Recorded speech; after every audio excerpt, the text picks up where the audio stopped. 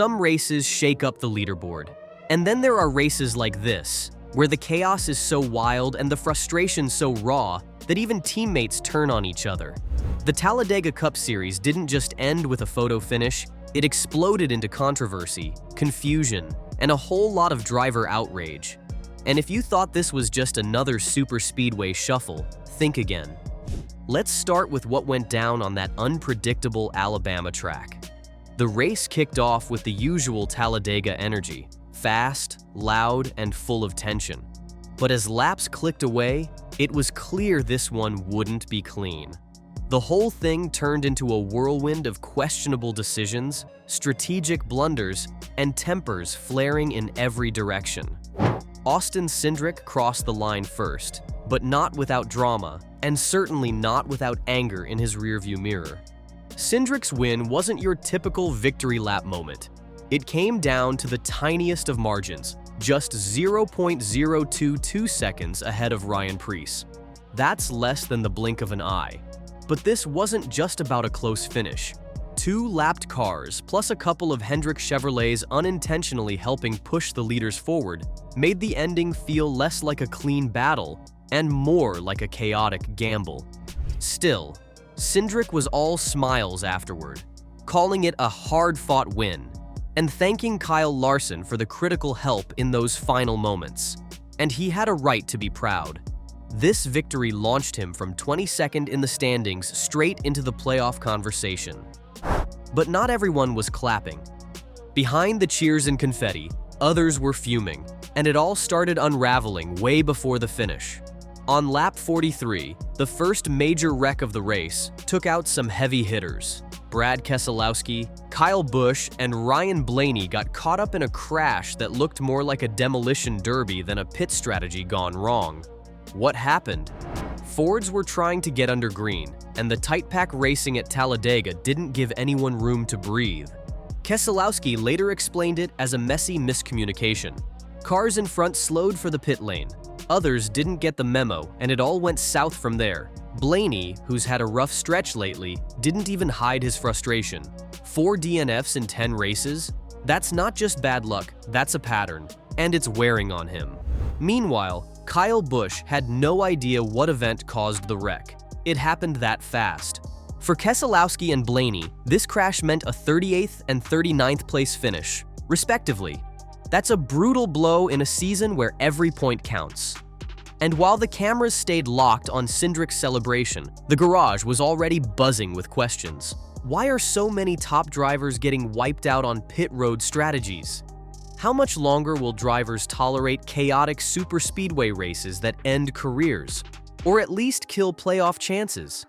And more importantly, has NASCAR lost control of the very thing it's supposed to manage?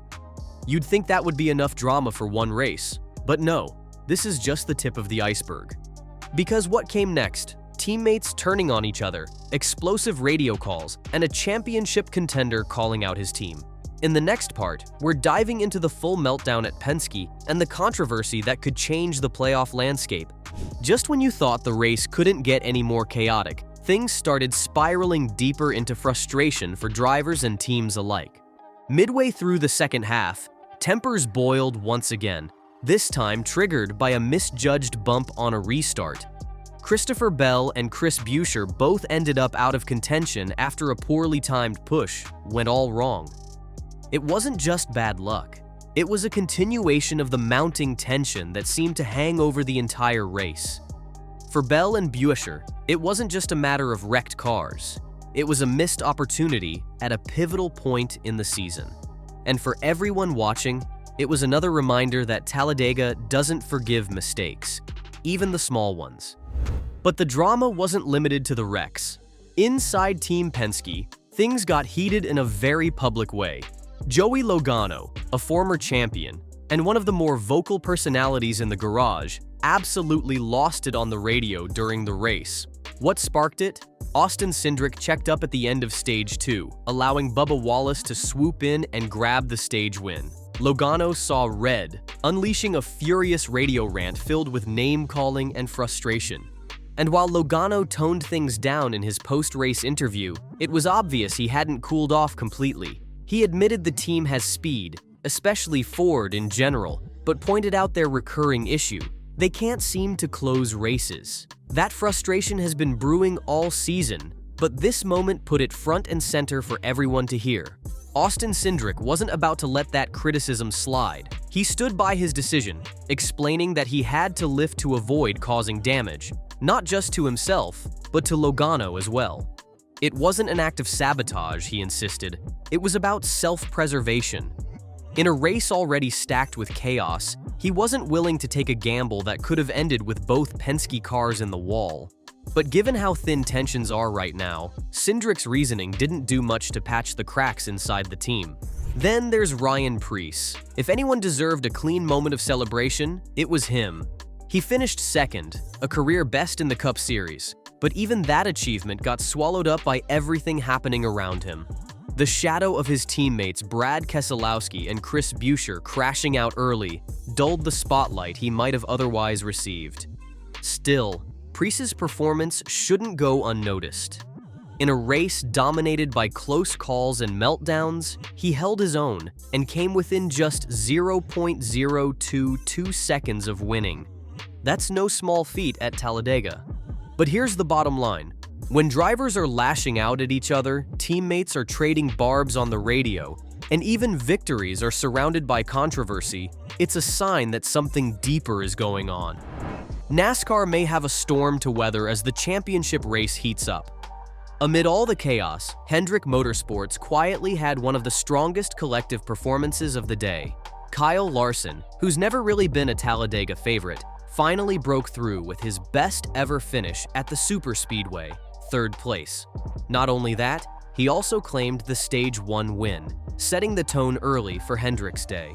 William Byron followed closely behind in fourth, and Alex Bowman slid into ninth. That meant 3 Hendrick cars in the top 10, no small feat at a track where survival is usually the primary goal. While they didn't dominate headlines like the Team Penske drama or the late race wrecks, Hendrick proved they're quietly building momentum at the right time. Elsewhere, Chase Elliott and Noah Gragson both ran solid races, but failed to factor into the win late.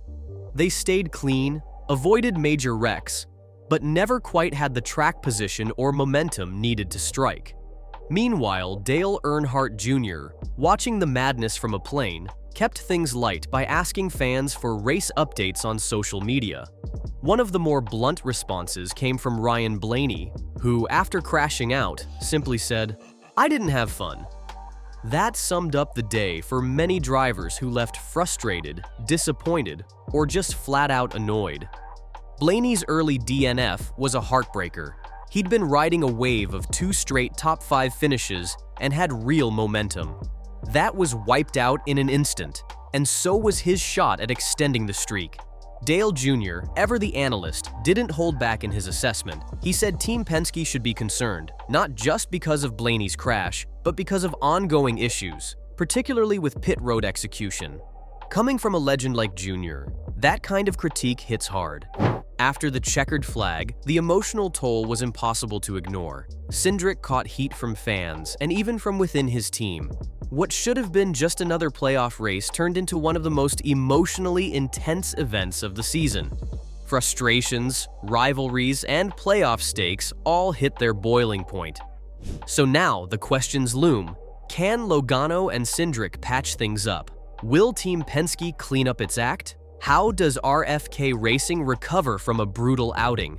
The 2025 NASCAR season is on fire, and it's only getting hotter. Make sure you're subscribed. We've got crashes, controversy, and chaos still to come. Stick around for more NASCAR drama you won't want to miss.